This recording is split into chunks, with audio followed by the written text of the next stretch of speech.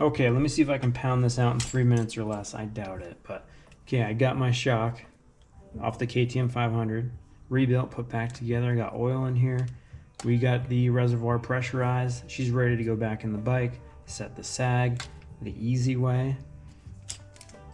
Now, why did I even get embarked on this project on a shock that had 20 hours on it? Well, if you watched my other video, the clevis down here that holds the spring, you can only break it down enough to pull the spring off. The clevis doesn't break down enough to pull this collar off. Now, if you want to replace this collar, you got to pull the whole shaft out of the shock, which means you're losing all your oil. You're exposing everything. You're going to have to recharge that. You're basically just rebuilding it. So that's what I ended up doing.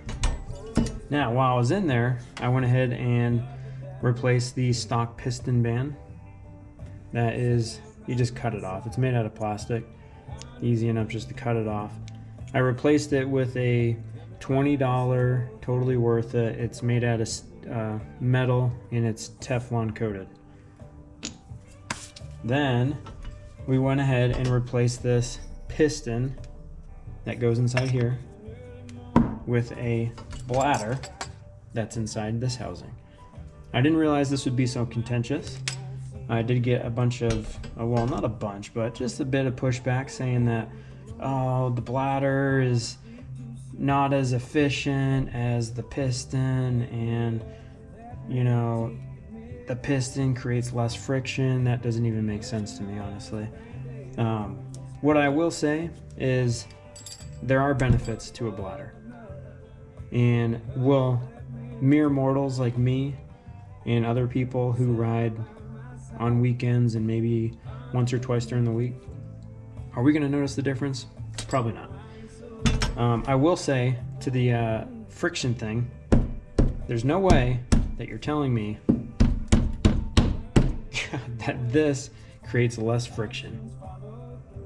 It's no way.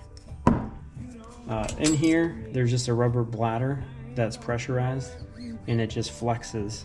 Flexes when the shock is compressed. It's very simple.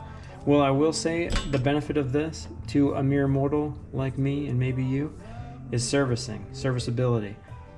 With a piston, when you're recharging it, changing oil, whatever, you're gonna have to set this piston to a specific depth laid out by the manufacturer.